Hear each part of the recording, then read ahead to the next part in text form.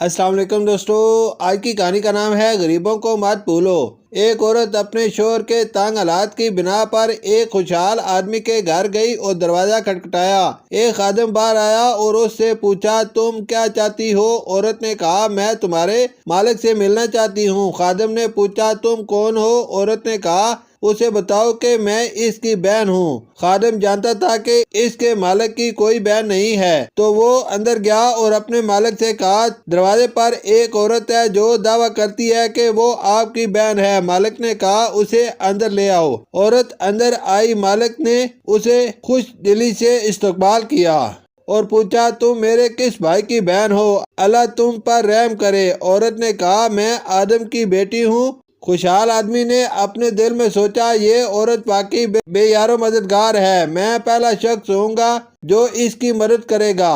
عورت نے کہا، اے میرے بھائی، شاید آپ جیسے لوگوں کو معلوم نہ ہو کہ غربت کا ذائقہ کتنا کڑوا ہوتا ہے۔ اسی غربت کی وجہ سے میں اپنے شوہر کے ساتھ طلاق کے دروازے پر کھڑی ہوں۔ کیا آپ کے پاس کچھ ہے جو آپ قیامت کے دن کے لیے دے سکیں؟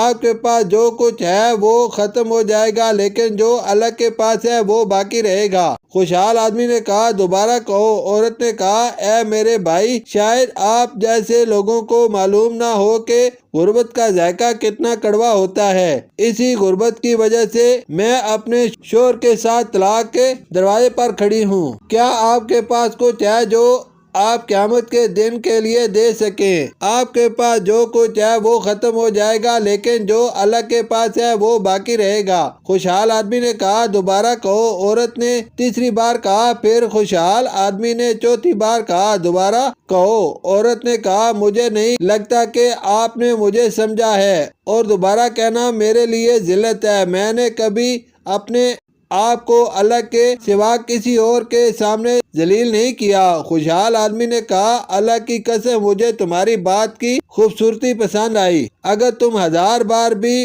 دہراتی تو میں ہر بار کے بدلے تمہیں 1000 درہم دیتا۔ پھر اس نے اپنے خادموں سے کہا، اسے 10 اونٹ، 10 اونٹنیاں، جتنی چاہے بھیڑیں اور جتنا چاہے مال و دولت دے دو، تاکہ ہم قیامت کے دن کے لیے کچھ کام کریں۔ ہمارے پاس جو کچھ ہے وہ ختم ہو جائے گا، لیکن جو اللہ کے پاس ہے وہ باقی رہے گا۔ شکریہ۔